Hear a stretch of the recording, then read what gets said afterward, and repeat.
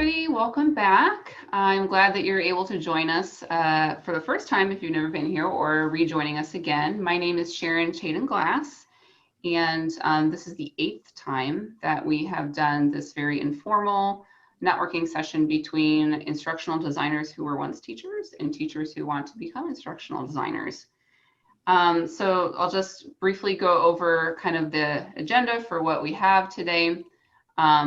So we have 3 speakers today. We have Mandy Brown, we have Dyan Zuber, and Amy. I'm going to try to get your name right because I know what it's like to have a name that people can't pronounce. Trust me. Amy Petricek.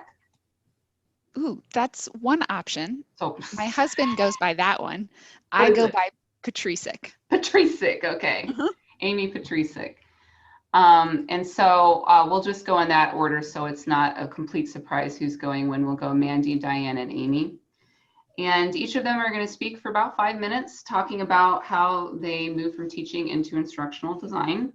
Then we'll break into breakout rooms for about 20 minutes, and then we'll end with whole group Q&A. So feel free to put any of your questions in the chat. I'll try to keep my eye on it. And so I'm gonna first pass it off to Mandy.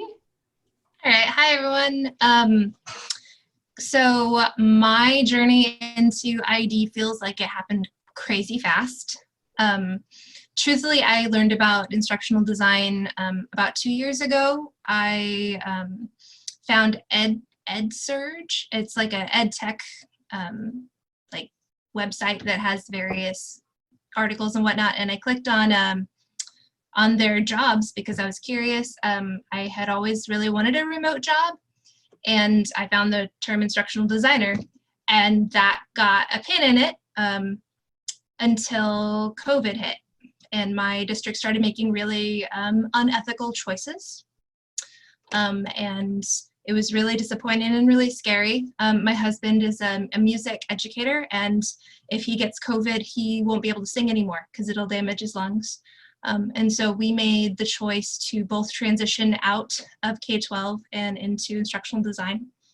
I joined in with Idle Courses Academy and got some education there, but truthfully, there was a lot I already knew. I just didn't know that I knew it, because there's a lot of stuff in instructional design that is teaching and it is education. It just has different corporate names. I made all the changes to my LinkedIn profile. I created a portfolio. I made my resume and just like hammered out applications because I took medical leave for COVID and was like, okay, I've got 8 weeks to get a job. And somehow I did that. I now work for Berlitz. It's a language company.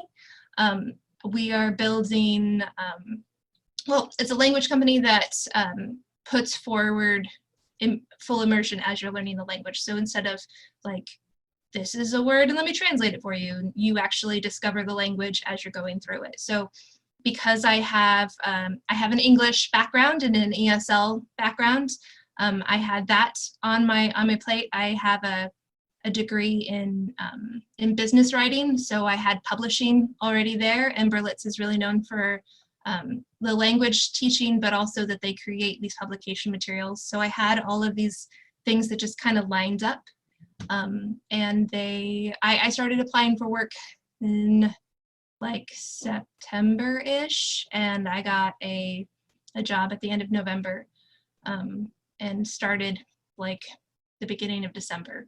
So it was a really quick jump into it, and happened in a really strange way because I actually met my manager over LinkedIn. I made a post about my daughter and my daughter being upset that she was in the background while I was interviewing, and because she was worried that she would not have, like I wouldn't get a job because she's in the background. And I said, no, baby, like I don't want to work for a place that would be upset you're in the background.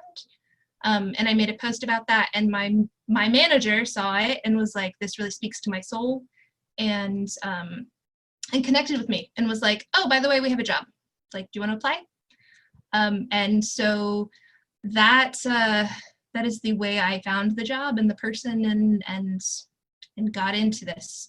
So I wish it was a linear, like do this, do this, do this, do this, do this, and then you have a job.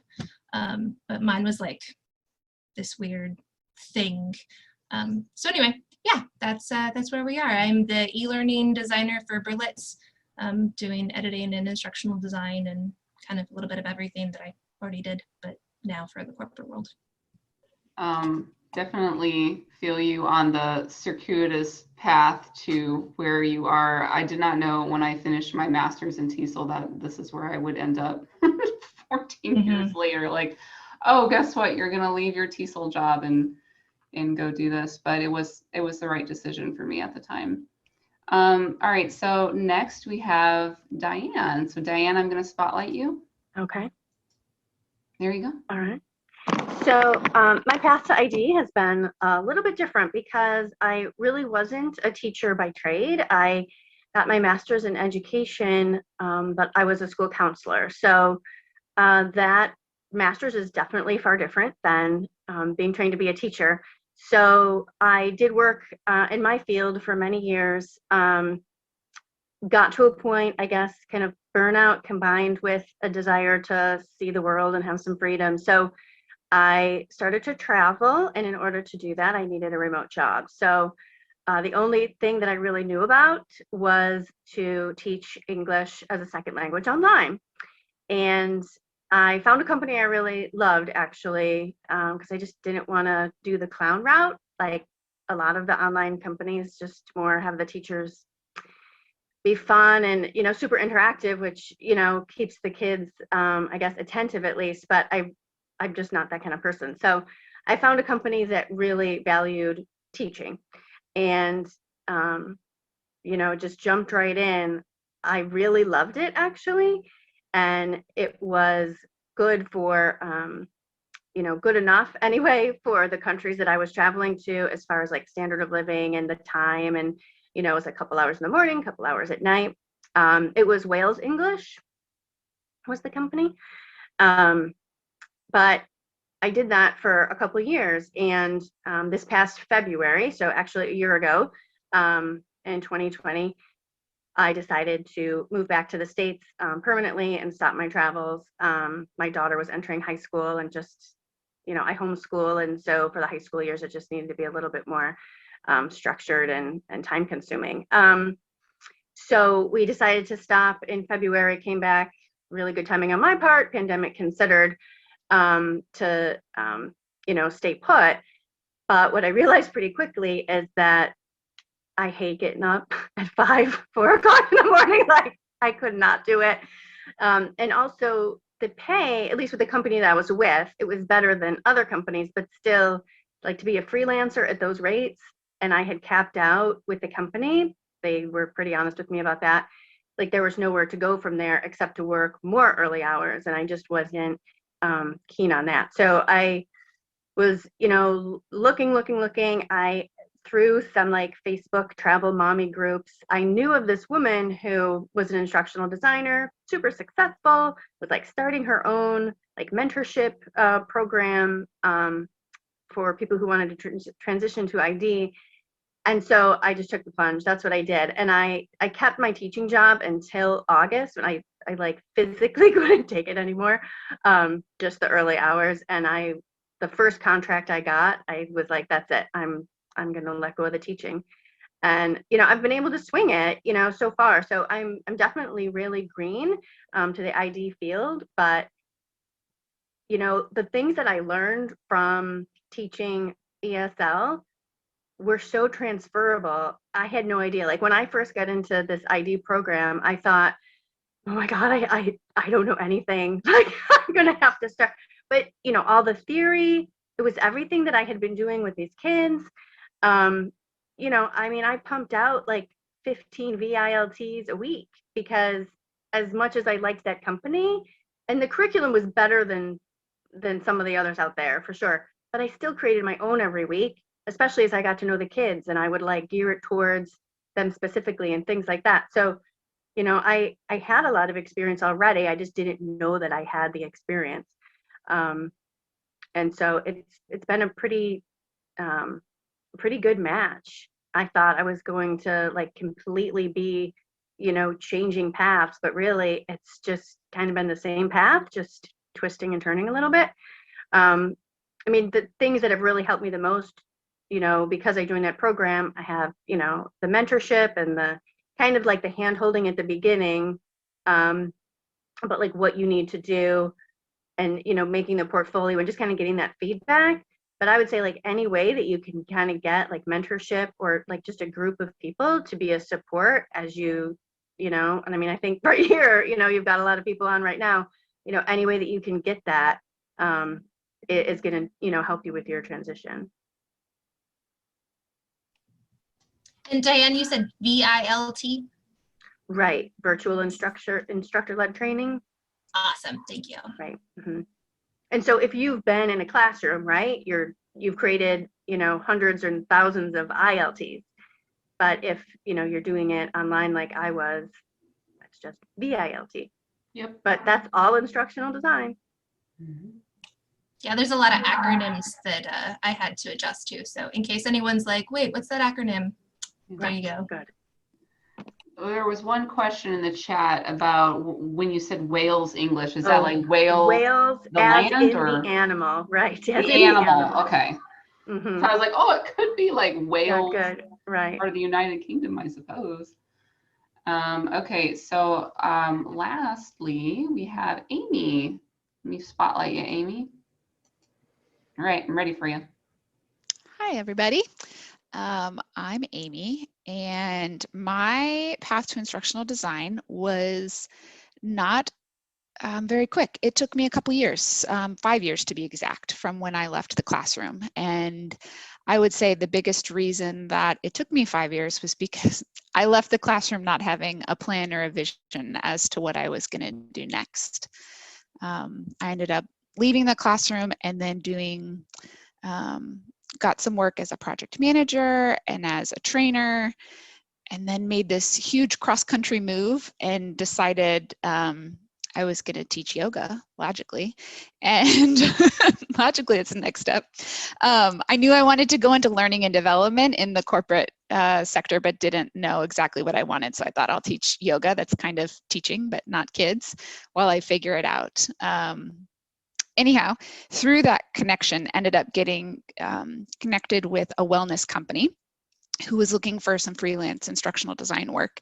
And that was a career path I was considering, but didn't know a whole lot about. And it was a small company, and thought, let's just jump in with 2 feet and see where this goes. And so ended up loving instructional design from there. Just realized how much of my skill set from the classroom, both in terms of technology, in terms of processes, in terms of comfort in managing groups of people and a larger workflow, all of that, it just made a lot of sense. And secretly, I'm an introvert. And so I loved not being in front of people all day. That was really life-giving. I see some head nods. Yeah, there we go, Mandy.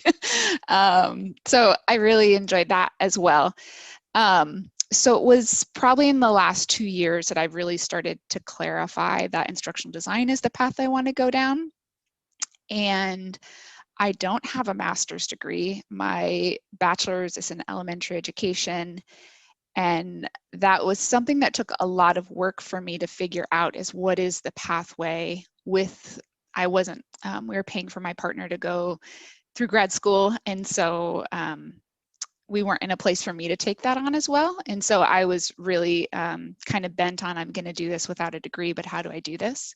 And I think one of the biggest assets to me was growing my professional network. I didn't realize this as a teacher, but now that I'm on the other side of it, it's pretty common for teachers to have a pretty small network. I mean, when I was an elementary school teacher, if you think about it, you're literally, I taught kindergarten, so that's another piece of the puzzle. But I'm literally like in a classroom with 25 little people for most of the day, and I don't have contact with the outside world. Like, I would talk to like my peers at lunch and stuff, but to really build much of a network outside of that, that didn't happen. And so for me, a big piece of transitioning into instructional design was building that professional network and humbly coming to those people I was meeting and just saying like, I don't know how to do this. I don't know what this career path is. Can you offer some insight? And so it was this like mixture of humility and this mixture of like just continuing to invest in a thing. Like, and I couldn't have orchestrated or like prescribed when my job would have happened, like when I'd get a job in instructional design. It was very much just like I literally saw it like a bank account. I was just putting investments in and hoping, praying that it would pay out, and it did. So for me, it was probably an active pursuit of about a year, like super clear, super driven. That was probably my like more specific timeline. I apologize, my arm is buzzing. So I would say the two big pieces for me was one, building a network of people I could learn from, and two, just kind of trusting the process more than having a prescribed timeline. Because I was looking for, I had some things I was targeting or prioritizing in my job hunt, and I wasn't willing to just take any job that came to me. So that's my like wandering path towards instructional design and learning all things instructional design.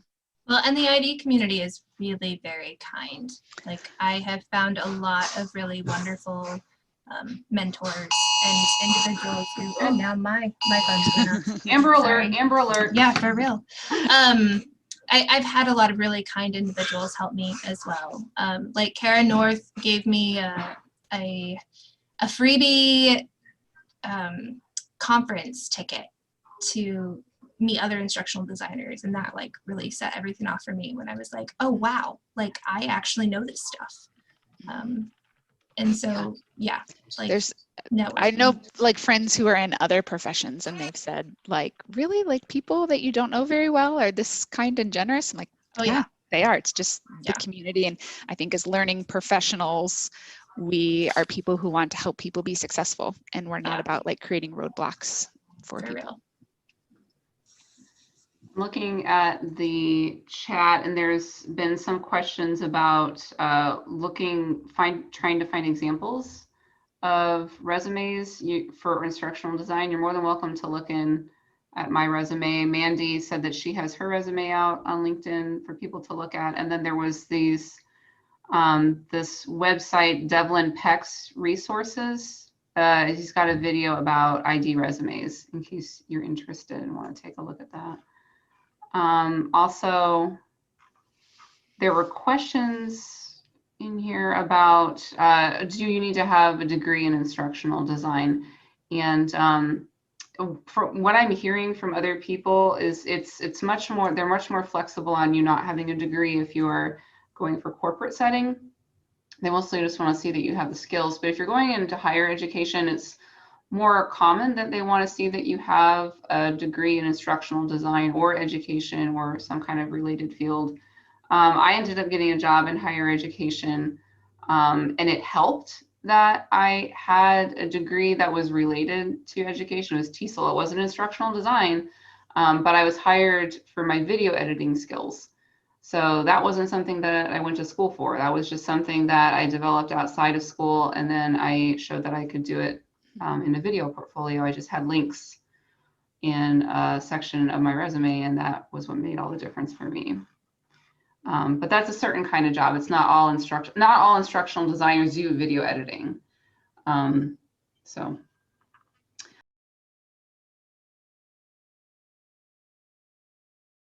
I mean, yeah, go. Sorry, I was just going to ask you a couple questions because I did not leave in the middle of the year, although by November, like I was super ready. But I'm going to be able to push through to the end of the year, which is good. But as I was thinking about, you know, where to go from there, you know, and you hear people talking about freelancing, and you hear people looking for, you know, positions with, you know, public education or private education or higher education or corporate. So when do you feel like any of these courses, Liz, kind of are one direction or another, or Yeah, you know, what are you using them for? I really do want to pivot to corporate, and I think like my dream, if I'm like, 5 years in the future, where do I want to be? I really do want to be freelancing and working for myself. It's a goal, and it feels a little crazy to say that out loud, but I just keep saying it out loud because I'm like, hey, if other people have done it, I can do it too. It's just because I'm at the beginning doesn't mean it can't happen. But they both do focus more on corporate. Okay. And so I know that there are plenty of people who maybe want to stay in education and look for more of like an ed tech angle, or feel like they want that stepping stone out of something they're familiar with into something new. I would say even just searching like some podcasts there are a handful of resources out there that are specific to like teacher to ID, and they'll start directing you toward more resources. It kind of starts to snowball. People in the community are so open and giving with their knowledge, and people share all the time. And, I felt a little uncomfortable, like, well, do I take this resource that I found and share it to this group? And like, is that, mine like an imposter in doing that? And people are like, no, like if you found it helpful, other people are going to find it helpful, share it, That's awesome. So there's a lot to learn for free. Okay. Well, and I started with just like the learning path in LinkedIn Learning and just become an instructional designer. I'm like, okay, I just need the vocab, kind of like Sharon was talking about. Okay, what are the keywords that I need to, and I started with the teacher career coach, which I didn't go very far in her little module things, but it was just like a jumping off point. Got me connected with a couple of people, which I know a lot of people have heard of her or her program, but getting into that LinkedIn Learning courses and kind of realizing, oh, okay, this is what I do. When I do this with my fourth graders, this is what the grown-ups call it, This is what grown-ups call it. Yeah, no, I cried when I figured out that vocabulary and was like, oh, wow, I've been doing this the whole time. Mm-hmm. I do feel like I should add, like, I really liked Idle Courses Academy, and I'm still in it. I can still like earn badges with them and stuff. But one of the reasons I chose them was because they had everything in one place. And I didn't have the time to find the free resources. There are plenty of free resources out there, but when there was that crunch of like, okay, I've got 8 weeks, I didn't want to have to search for those things. So I'm not necessarily saying that Idle Courses Academy is where everyone should go. Like everyone's path's gonna be a little different, and everyone's program needs are gonna be a little different too. But that's what drove my choice there. Mandy, is it possible that you could maybe put your like LinkedIn profile to find it? Absolutely. Like your name sounds like super common. I'm like, I don't know if I would find you, but I want to know more about your experience with that as I'm kind of like. Yeah, absolutely. And I have some articles that I wrote too, because I started getting a lot of people who sent me messages of like, hey, I'm a teacher and I have these questions. So I started realizing like, okay, I'm now copying and pasting these messages to teachers. So I might as well write an article. So I have some articles there too, if y'all have if you have time to want to read them or whatever. So yeah, there it is in the chat. Before it gets too late, I want to make sure that I mention the next session that I'm going to have for networking. It's going to be Tuesday, April 6th from 7 to 8 Eastern. I like doing these on the first Tuesday of the month, and I'll continue to try to do it at that time as long as it's possible. I also want to make a plug for a free webinar that I'm, along with 2 other TESOL members, am hosting this Saturday morning. It is for Open Educational Resources, OER. So if you are a teacher and interested in learning more about open educational resources, the topic is how to use Wiki Educator and how to create OER. I'm going to put this in the registration link in the chat. It's 9 in the morning until 10 in the morning on this coming Saturday, March 6th. Of course, Eastern, because that's where I am. Is it okay to connect with you on LinkedIn? Like I'm connecting with people who posted their LinkedIn profiles. Yeah, definitely. Feel free to do so. I didn't post my profile, but I'm the only Dyan Zuber out there, I believe. I see. Okay, here's the April 6th register. Hopefully that works, Natalia. Oh yeah. I'm going to add a little caveat to your Yes. LinkedIn Yeah. question, Natalia, which is, I think initially when I was getting started on LinkedIn, I had this perception that it was super official, and that if I was going to be connecting with people or putting out anything out there, that it needed to be official, or I like needed to have permission to do things. And basically it's a social media platform. Yeah. So treat it like you would, I mean, in some regards, treat it like you would Instagram, Facebook, like all those other things, and like sending a friend request out there, or connection request, I think LinkedIn calls it, like you're not going to offend anyone by doing that. And and especially if they're like doing something cool and you add a little note that's like, I really loved watching you here, like people love hearing that people love them. So, you know, they're probably going to say yes. Yeah, think of it like, I don't know if any of y'all have been to these, but my college at one point did like this cocktail hour to meet business people. And so like every time I've come to LinkedIn, I'm like, okay, cocktail hour, who am I talking to? And so it's it really changes things when you can look at it and say, okay, we're all in the same room together. And if we were all in the same room together, I would totally introduce myself to this individual because they are cool. And like, also, if anyone is annoyed by you sending them a message, they're not your people, and that's okay. Yeah. There are plenty of people. Yeah, that's so true. Let's take maybe just one more question so we don't go way over, because I go to bed like super early because I'm strange. Does anyone want to guess what time I usually go to bed? 9 a.m. on Saturday. That's cruel. I usually go to bed at like 7 p.m. because I get up at like 7 in the morning. You're such a youngster, Sharon. I'm I have to run and bananas. I gotta go eat. I'm ready to be 70 years old. I'm already No, there. I'm the one who's All right. Anyway, loves, it's good to see you. I have to run though. Bye, Judy. All right. Take care. See you, Liz. Anyone else? Thank you guys for coming tonight, and I always really enjoy doing this and like seeing people and helping. Yeah, thank you, Sharon, for creating Thank you this. so much. That was so valuable. Yeah, come back. I hope to see you April 6th, and we'll chat more. And let me know if you get a job. And congratulations, Amy, on your job. Yes, congratulations. Yeah, thank you, Sharon. You're welcome. Have a great night, everybody. You too. Chat soon. Bye-bye.